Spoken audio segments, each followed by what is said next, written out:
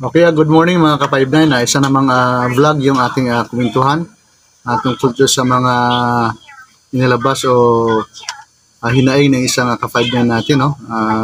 Kung saan may nag-comment sa kanyang vlog na isa raw siya maangas, mayabang, no? Sa kanyang mga tao. Kaya naglabas siya ng kanyang saloobin sa social media upang masagot yung mga komento sa kanyang vlog na isa siyang mayabang na isang security officer. Kaya atin naman nirespeto yung kanyang mga komento sa pagdala ng kanyang mga tao kung paano sa magdala niya ang kanyang detachment upang mapaayos yung operation ng kanyang detachment, no? Kaya hindi natin siya minamaliit o kaya binubuli, no, dahil sa mga kanyang patakaran o kaya pamamaraan upang sa pagdala ng tao. Pero ito guys, kayo lang humusga kung tama ba yung ginagawa niya, kung tama ba yung pamamaraan niya sa pagdala ng kanyang tao na kailangan ba maging mayabang, maangas, no, upang irespeto ka ng kanyang yung mga tao, no. Kaya sa kanyang mga salubin, sa kanyang mga binigay na pahayag sa kanyang social media, kayo na guys yung bahala humusga kung tama ba yung kanyang mga pamamaraan sa pagdala ng tao. So guys, ating panoorin yung kanyang video sa kanyang account, no. Itong kapailan natin, ating panoorin ano yung mga tama at mali sa mga kanyang mga sinasabi. Wala naman talaga kayo nakikitang tama. Lahat naman talaga mali eh. Lahat na lang na pinupost, lalo-lalo sa social media.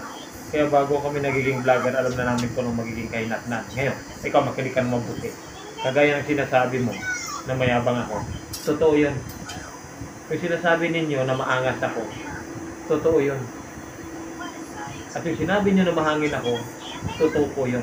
Ngayon, kung isa kang security officer at hindi ka mayabang, hindi ka mahangin, hindi ka maangas, hindi mo ako mapapaniwala sa'yo. Alam mo kung bakit?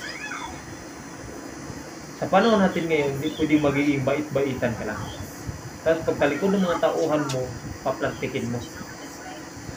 Kasi maraming mga opisyal na ganyan. Mabait kunwari sa kanilang mga kasamaan, lalong-lalo na pag mayroon silang makukuha. Pag mayroon silang mahuhutot. Pero pag wala na, baliwala na sa kanila yung mga tao nila. Aminin natin sa hindi. Marami sa mga kasama natin na ganyan. Totoo, hindi.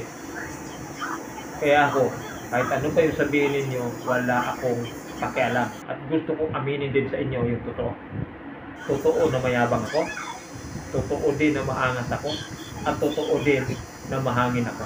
Ganito lang, bibigyan ko na ng example bakit ko sinabi yan. Pag hindi ako mayabang, hindi ako susundin ng tao ko. Pag hindi ako mahangin, hindi rin ako susundin ng tao ko. At kung hindi rin ako maangas, hindi rin ako susundin ng mga tao ko. Kaya ako nagiging mayabang, kaya ako nagiging maangas, kaya ako nagiging mahangin. Kasi ayoko masapawan ako ng mga tauhan ko. Ganito lang yan eh. Pag mabait ka at mahangin yung tao mo, kawawa ka. Pag mabait ka, maangas yung tao mo, kawawa ka. Pag mabait ka, mayabang yung mga tauhan mo, kawawa ka. Kaya kailangan, sabayan mo yung yabang nila, sabayan mo yung angas nila, sabayan mo din yung hangin nila. Para malaman mo kung ano yung kahinaan nila.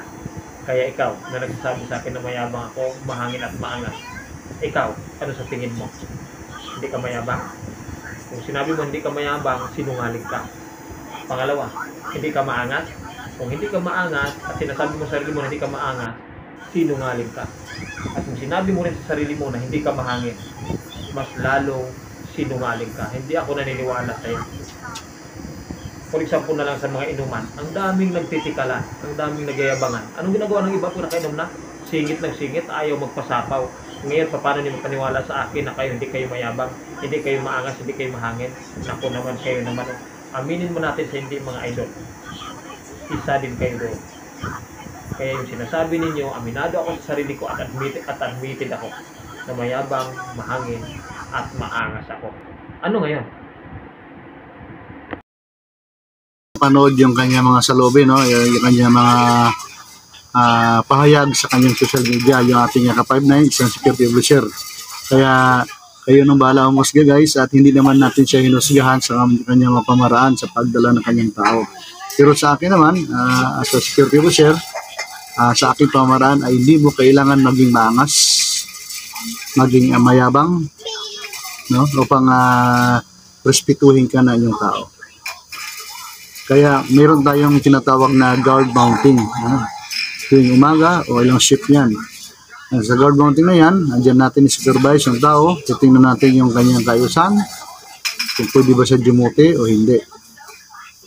At kung kailangan kausapin yung bawat isa, iwan-unuan natin siya. Ipatawag sa security office, sa detachment, upang kausapin ng maayos at kung anong mga yung karamdaman o kaya mayroon siyang problema sa sarili, sa pamilya niya. Yung dapat natin guys na gawin sa ating mga tao. Huwag natin siyang husgahan agad o kaya ipahiya sa kanyang Kristo. Kung ano yung mga kakulangan niya. Huwag natin siyang husgahan o kaya huwag natin ipahiya yung mga tao natin. No? Bilang isang security officer, hindi mo kailangan maging maangas, maging mayabang, upang sa ganon hindi ka masapawan ng tao mo. Kasi lahat naman tayo ay may pinag-aralan. At yung tao na yan, sa Clean Guard, may pinag-aralan din yan at may mga naramdaman din yan at nasasaktan din yan pag ating pinapagalitan. Kaya hindi natin kailangan pagalitan yung tao natin sa kanyang pwesto o kaya ipahiya. No? At hindi natin kailangan maging maangas, maging mayabang upang tayo irespetuhin. Kausapin natin yung bawat isa. Kausapin natin yung tao natin, kung ano yung mga problema niya, kung bakit siya nagkaganyan o kaya ganyan yung mga kilos niya. At least, malalaman natin yung mga kakulangan niya at matutulungan natin siya. Hindi yung angasan natin siya. Kasi pag angasan natin guys, hindi man sabi na tatakot tayo. Baka mamaya, magdilim yung paningin ng tao na yan at mabaril ka pa. Kaya sa trabaho ni security officer, ginagalang ko yung sir, yung mga pamaraan mo sa pagdala mo ng tao mo. At sa akin naman, ito'y komento lang naman. At hindi ko naman minamaliit yung kapasidad mo. At sa akin naman ay meron tayong tawag na reporting. No? Kung may mga kasalanan yung tao natin, gawa natin na report, ipapil natin, pag-reportin natin siya at kausapin. At kung pwede patawarin natin. Bigyan natin siya ng warning. Para sa gayon, mabago niya yung mga kamalian niya. Okay guys, ayun akin lang yung sa loobin at hindi ko naman minamaliit yung 5-9 natin at pasensya na 5-9 kung kaya nasasaktan mo sa komento ko pero hindi kita hinusgahan at minamaliit. Saludo pa rin ako sa iyo at idol kita bilang isang vlogger. Thank you very much.